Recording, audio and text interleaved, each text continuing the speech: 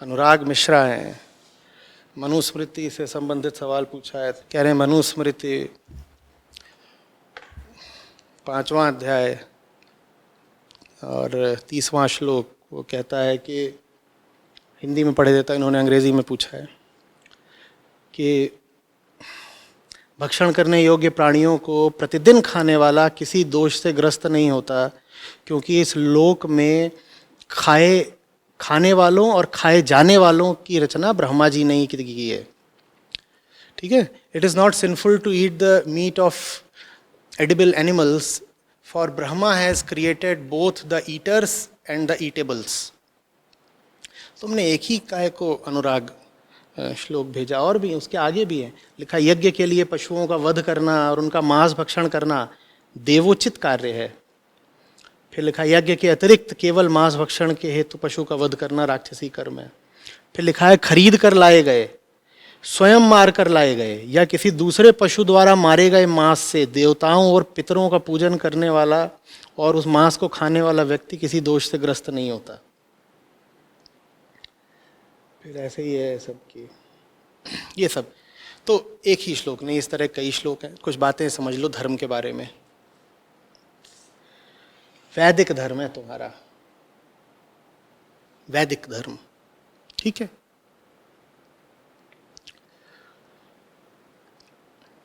स्मृतियां, पुराण, इतिहास ग्रंथ,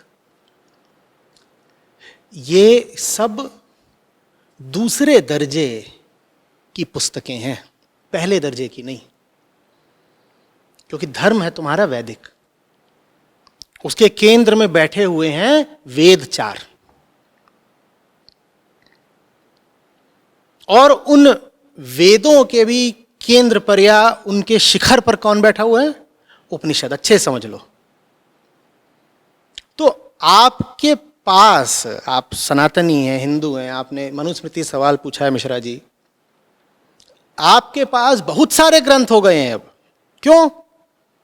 क्योंकि कुछ नहीं तो कम से कम इतिहास की दृष्टि से देखें तो 5000 वर्ष पुरानी तो धारा है ही आपकी धार्मिक, कम से कम 5000 साल पुरानी। ईसा के 2000 साल इधर ले लो और 3000 साल पीछे ले लो, 5000 साल। अब 5000 साल में बताओ कितनी किताबें लिखी गई होंगी, और वो भी बड़ी विविधता के साथ, क्योंकि किसी तरीके का स्टैंडर्डाइजेशन बड़ा मुश्किल था, संभव नहीं था। रचनाकारों का, ऋषियों का एक समूह है जो उधर हिंदू कुश की पहाड़ियों पर बैठा हुआ है। ठीक है, हिंदू कुश जानते हो ना किधर है? कहाँ है हिंदू कुश? आर्यवर्त में ही आता है सबसे पहले। कहाँ? अफगानिस्तान, पाकिस्तान, वहां है पहाड़ियां। और ऋषियों का ही एक दूसरा समूह है जो वाराणसी के निकट कहीं पर बैठा हुआ है, और दोनों अपने अपने क्षेत्र में, अपने अपने काल में रचना कार्य कर रहे हैं। उन्होंने वहां बैठ करके कुछ बनाया, इन्होंने यहां बैठकर कुछ बनाया, और यह काम 5000 सालों तक चला है। आपको क्या लग रहा है जितने आपकी किताबें हैं, ग्रंथ हैं, ये सब एकदम प्राचीन पुरातन? नहीं साहब, इनमें से कुछ तो ऐसे हैं जो अभी बस 500 साल या 1000 साल या 1200 साल पुराने भी हैं, और कुछ हैं जो 450 साल पुराने हैं। इतिहासविदों की दृष्टि से पूछें तो ऋग्वेद सबसे पुराना है, और ऋग्वेद 4000 5000 साल पुराना भी हो सकता है। आप अगर धार्मिक लोगों के पास जाएंगे तो वो तो कह देंगे कि ऋग्वेद 1 लाख साल पुराना है। कोई कह देगा कि समय में गिनती ही नहीं हो सकती, वो तो जिस दिन समय शुरू हुआ था उसी दिन ब्रह्मा जी ने ऋग्वेद का उच्चारण कर। वो सब बात नहीं कर रहा हूं मैं सीधी सीधी ऐतिहासिक तथ्यपरक फैक्चुअल बात कर रहा हूं। तो आपका ही एक ग्रंथ है जो 450 साल पुराना है, और एक ग्रंथ है जो मुश्किल से हठ योग प्रदीपिका है, वो अभी 1000 साल पुरानी भी नहीं है। आपका ही एक ग्रंथ है जो अभी एकदम नया नया है, 500-1000 साल। तो इनमें बहुत अंतर हैं, सबको एक बराबर मत मान लिया करो। ये अलग अलग स्तर के हैं भाई, और स्तरों में सबसे ऊंचा किसका है वो समझो मिश्रा जी। सबसे ऊंचा स्तर है वेदों का। इतना तो जानते ही होगे ना कि हिंदुओं के शीर्ष ग्रंथ वेद कहलाते हैं, और वेदों ने ही स्वयं कह दिया कि वेदों में भी सबसे ऊंचा स्थान है वेदांत का, इसीलिए उसे वेदांत बोलते हैं कि वेद भी जहां जाके रुक जाते हैं। अंत का मतलब होता है सबसे ऊंची जगह, आखिरी जगह, शिखर, शीर्ष। तो इतने स्तर की जब किताबें हों तो जो बात वेदांत कह रहा है सिर्फ उसको प्रामाणिक मानो। खास तौर पर वहां पर जहां वेदांत की कही हुई बात में और किसी स्मृति की कही हुई बात में या किसी इतिहास ग्रंथ की कही हुई बात में या किसी पुराण वगैरह में जहां आपको कोई भेद या कॉन्ट्रडिक्शन दिखाई दे, तुरंत आपको वरीयता, श्रेष्ठता किसको देनी है? उपनिषद को देनी है। पुराण 100 तरह की बातें बोलते हैं, किस्से कहानियां, उनकी कोई बात जैसे ही उपनिषदों की माने वेदांत की किसी बात से जैसे ही आपको टकराती हुई, कन्फ्लिक्टिंग प्रतीत हो, विरोध में प्रतीत हो, तुरंत किस बात को खारिज कर देना है, डिसमिस कर देना है? वो जो पौराणिक बात है उसको तुरंत छोड़ दीजिए। इसी तरीके से मनुस्मृति हो या और भी बहुत स्मृतियां हैं, इनकी बहुत सारी बातें हैं जो वेदांत से मेल नहीं खाती। जहां आपको स्मृतियों में और उपनिषदों में कोई असंगति दिखाई दे, वहां आपको तुरंत किसकी बात माननी है? उपनिषदों की बात माननी है। और किसकी बात खारिज कर देनी है, नकार देनी है? बिल्कुल, ये स्मृति वगैरह की बात आपको तुरंत छोड़ देनी है। क्योंकि इतनी सारी किताबें हैं, किसकी किसकी बात मानते रहेंगे? कोई एक केंद्रीय ग्रंथ भी तो होना चाहिए ना। तो पहली बात तो ये समझिए कि ग्रंथों के अलग अलग स्तर हैं। निचले स्तर के ग्रंथों में चिपक के उलझ के मत रह जाइए। मनुष्य की चेतना ने जो ऊंचे से ऊंचे ग्रंथ पैदा किए हैं उनका नाम उपनिषद है। अगर आप अपने आप को हिंदू या सनातनी बोलते हैं तो आपके केंद्रीय ग्रंथ उपनिषद हैं। इसीलिए इतने सालों से मैं उपनिषद पढ़ा रहा हूं, मैं मनुस्मृति थोड़ी पढ़ाता हूं।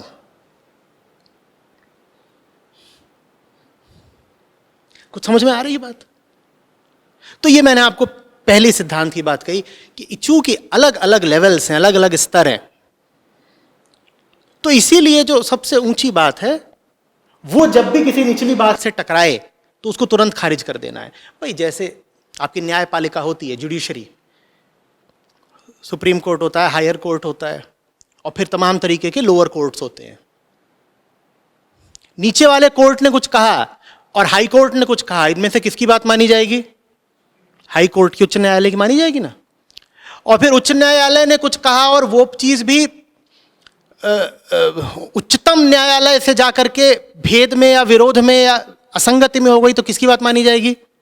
उच्चतम, सुप्रीम कोर्ट की। और सुप्रीम कोर्ट की भी एक छोटी बेंच है, मान लो उसमें 4 ही जज थे, और एक दूसरी बेंच है उसमें 8 जज थे, तो किसकी बात मानी जाएगी? 8 जजेस की बेंच वाली। तो स्तर होते हैं कि किसकी बात मानी जानी चाहिए। और सुप्रीम कोर्ट की भी बात को अंततः काटने का अधिकार कौन रखता है? राष्ट्रपति। वो बात राष्ट्रपति ने फिर बोल दिया, सुप्रीम कोर्ट भी नीचे।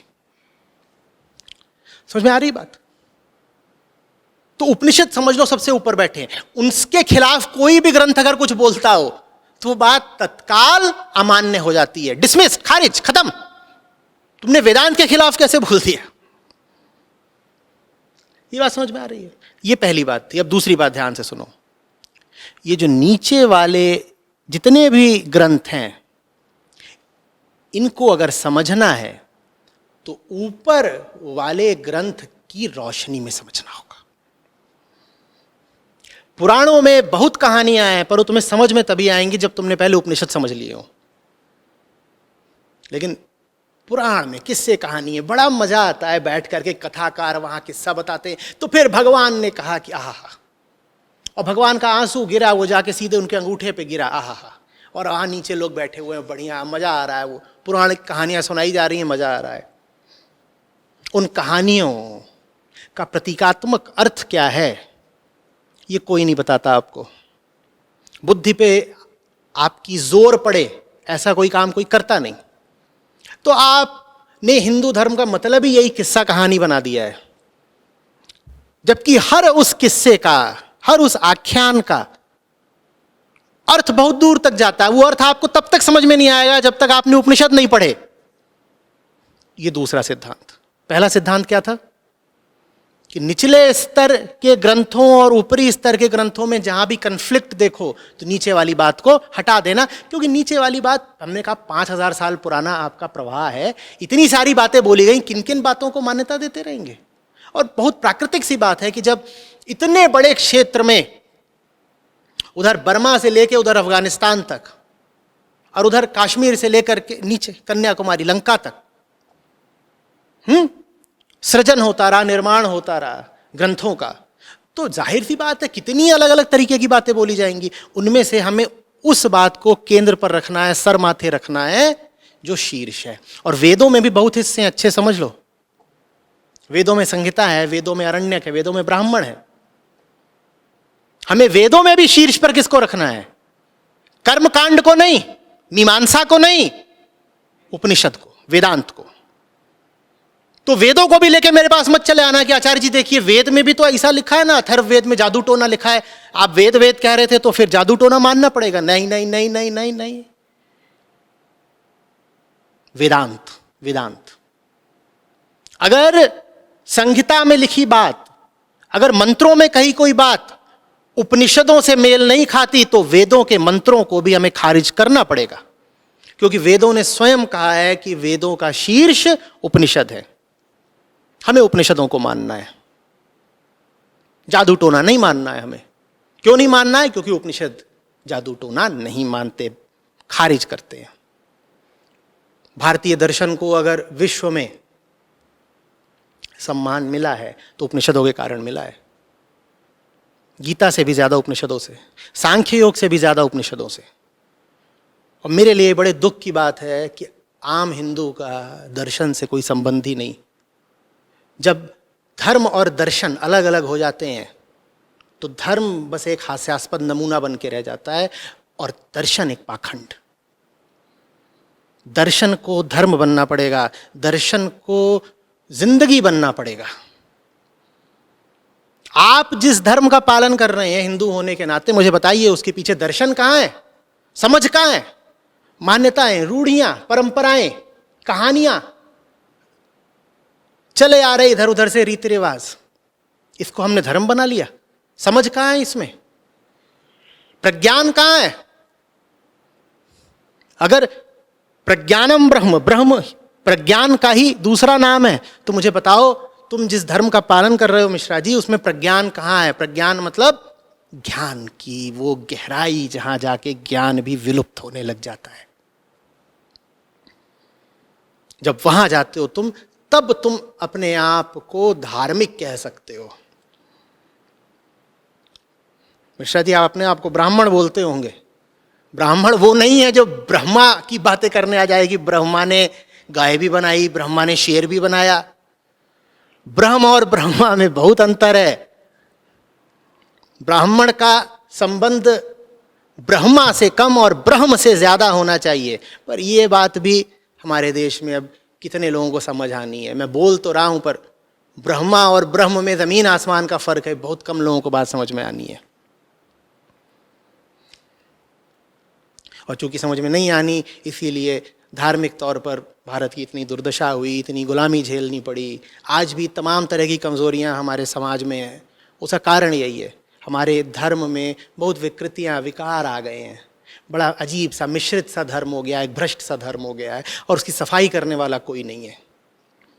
बहुत ज़रूरत है वेदांत की ओर जाने की आज।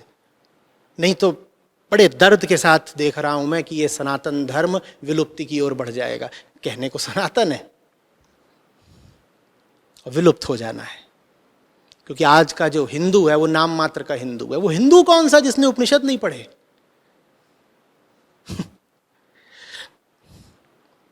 आप अगर भक्तिवादी भी हैं तो मैं आपको विश्वास दिलाता हूं कि भक्ति की धारा का भी उद्गम स्रोत उपनिषदों में ही है। आप तो भक्ति भी नहीं कर पाएंगे बिना उपनिषदों को जाने।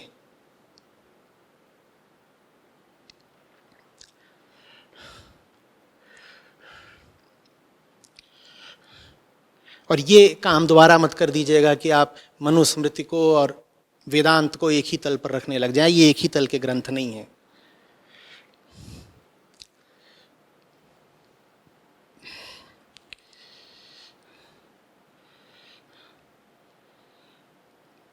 अगर हम इतना समझ पाए होते ना कि कौन से ग्रंथ को किस जगह रखना है, तो जिन चीज़ों ने भारतीय समाज को इतना कमज़ोर किया, ये जाति प्रथा, ये तमाम अन्य तरह की मूढ़ताएं और रूढ़ियाँ, ये हमारे धर्म में कभी आते नहीं। ये इसीलिए आए क्योंकि आपको इधर उधर के तमाम तरीके के ग्रंथों से बड़ा संबंध बनाना है। और मैं कह दूं बृहदारण्यक उपनिषद तो आपसे उच्चारित ही ना हो नाम। मैं कह दूं श्वेताश्वतर तो आपकी ज़बान ऐंठने लगे नाम ही लेने में। मनुस्मृति आप लेकर के चले आते हैं, जबकि अच्छे से आप जानते हैं कि इस किताब के कारण कितना विभाजन हुआ। चलिए पढ़ लीजिएगा मनुस्मृति। मैं मनुस्मृति के कोई घनघोर विरोध का ठेका लेके नहीं बैठा हूं, पर पहले उपनिषदों को तो समझ लीजिए। एक नंबर का काम एक जगह होता है, वो काम कर लीजिए, फिर आपको दुनिया भर में जो किताब पढ़नी हो पढ़ते रहिएगा। फिर आप ये जो बाकी किताबें हैं, मैं कह रहा हूं, उन्हें भी बेहतर समझ पाएंगे। मैंने 2 सिद्धांत दिए थे ना। पहला क्या था? जो किताब जिस तल की है उसको उस तल का सम्मान दो, श्रेष्ठता दो, वरीयता दो। और दूसरा सिद्धांत क्या था? नीचे वाली किताबें भी तुम्हें तभी समझ में आएंगी जब पहले ऊपर वाली समझ में आ गई है। ऊपर वाली वो जो किताब है, एक दफे मैंने कहा था, कुंजी है, कुंजी। उपनिषद सब धर्म ग्रंथों को समझने की चाबी हैं। उनको समझ गए तो बाकी सब धर्म ग्रंथों में समझ में आने लग जाएंगे। भारतीय ही नहीं, अब्राहमिक भी, बाइबल और कुरान भी तुम्हें बेहतर समझ में आने लग जाएंगे अगर उपनिषद समझ गए तुम।